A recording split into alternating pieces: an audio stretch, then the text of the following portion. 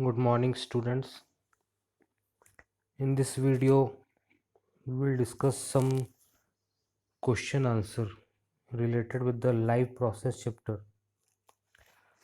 So, first question is from the exchange of gases in plants. So, in previous video, we had discussed about how the exchange of gases takes place in human beings.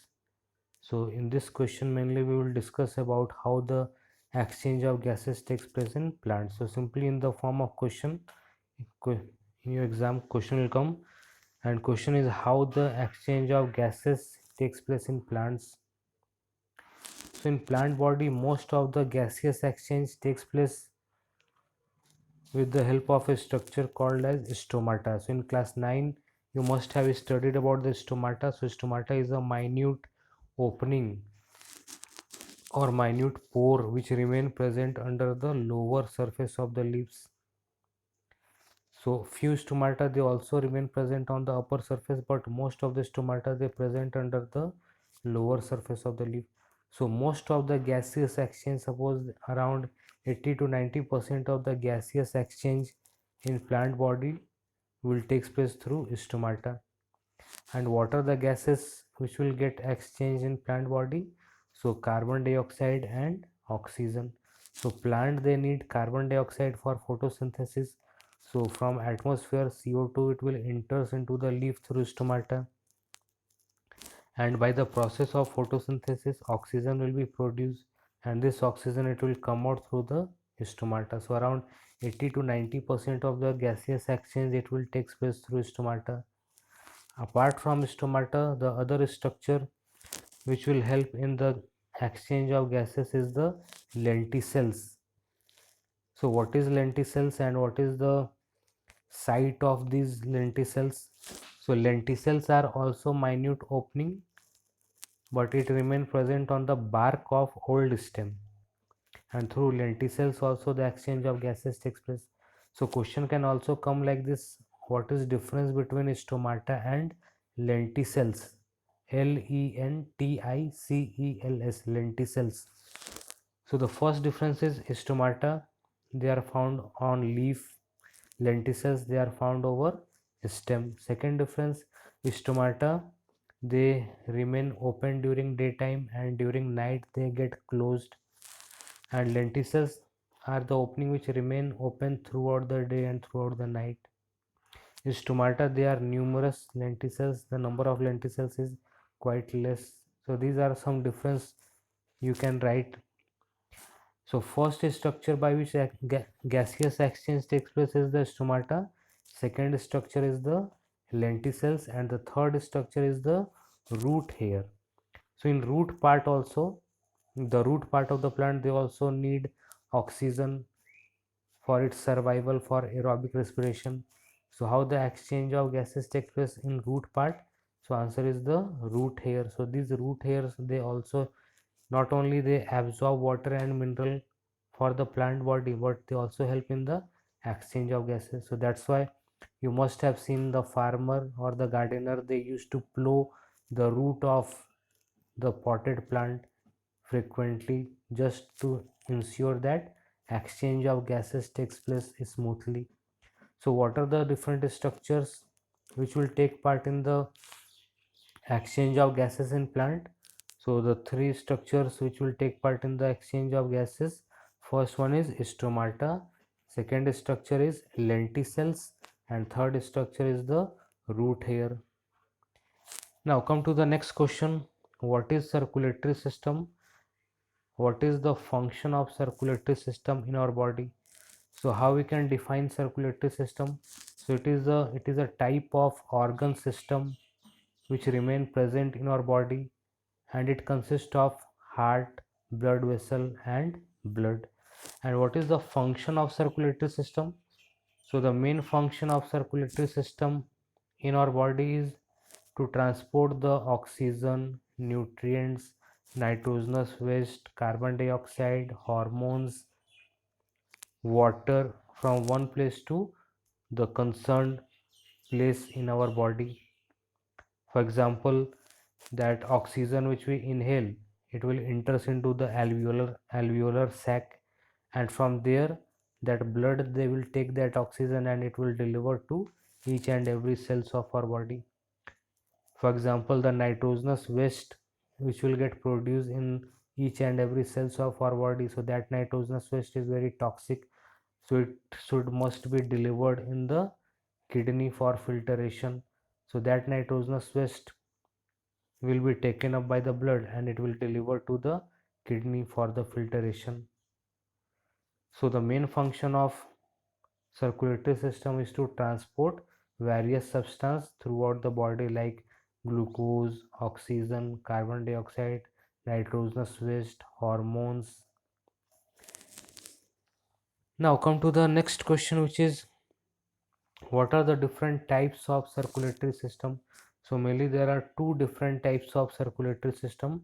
First one is the open circulatory system and second one is closed circulatory system.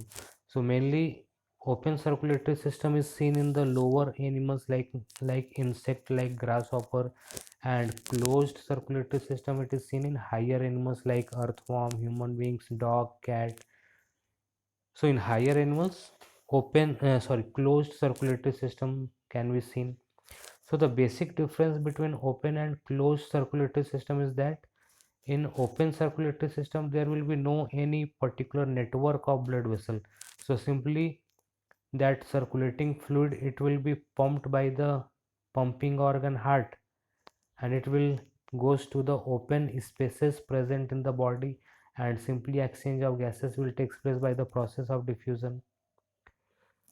But on the other hand, in closed circulatory system there is a network of blood vessel, and the circulating fluid which is the blood it will always flows through these closed network of blood vessel.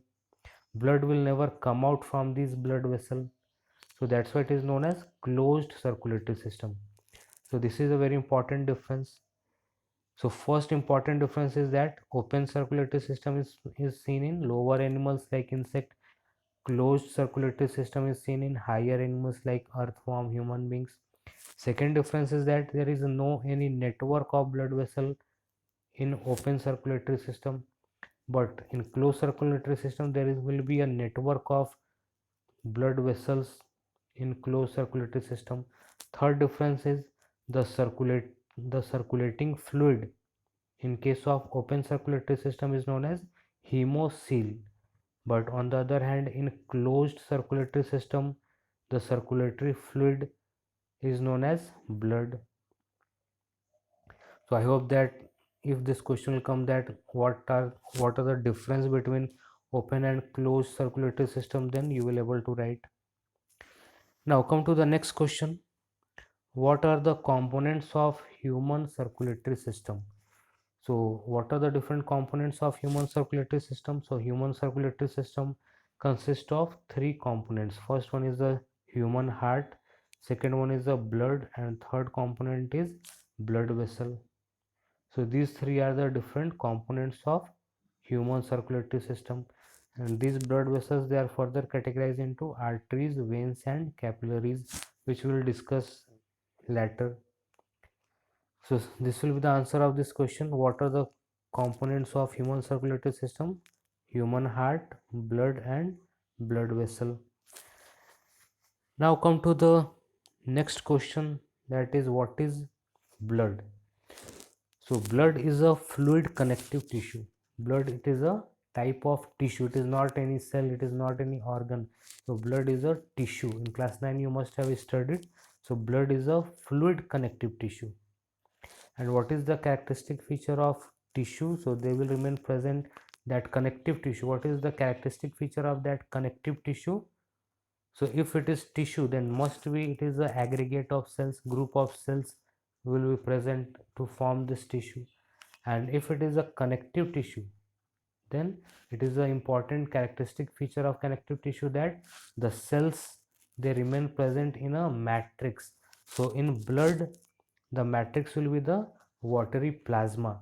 So the plasma is the matrix in which cells they will remain present, and the different types of cells which will remain present in blood is the RBC, which is also known as red blood cell, second one is WBC, which is also known as white blood cell, and third will be the platelets. So these three different types of cells, they will present in a matrix, and the matrix will be the plasma. So first we will define that what is blood.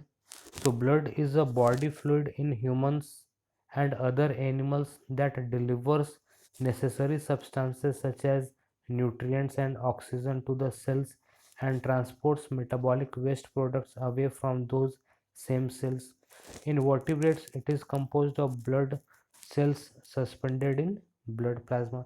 So simply we can define blood as a blood is a fluid connective tissue. So here it is given what are the functions of blood also. So in this diagram you can see that the different cells present in blood. So blood mainly consists of RBC, WBC and platelets. Now we will discuss that what is the function of RBC. So RBC is also known as erythrocytes, and they are the most abundant cells present in the blood. The main function of these RBC is to transport oxygen and CO2, and the shape of RBC, it is biconcave disc like shape. The mature RBC, they will lack nucleus, mitochondria, endoplasmic reticulum.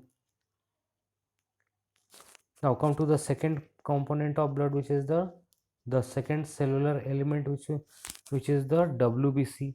WBC is also known as leukocyte. They are amoeboid in structure. The main function of WBC is to provide protection against the germs and disease, that bacteria or pathogens. And the third cellular element which will present in blood is the platelets. So platelets, it is known as thrombocytes, and the main function of these platelets, they will help in blood clotting.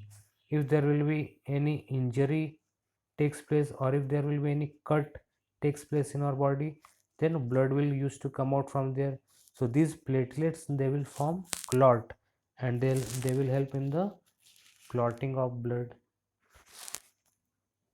So only this much only in this video. So I hope that by own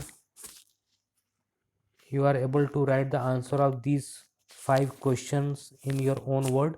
So this will be your homework, that you have to answer all these 5 questions in your bio copy by your own. Still, if you will feel difficulty, then you can ask your doubt. Thank you. Have a good day.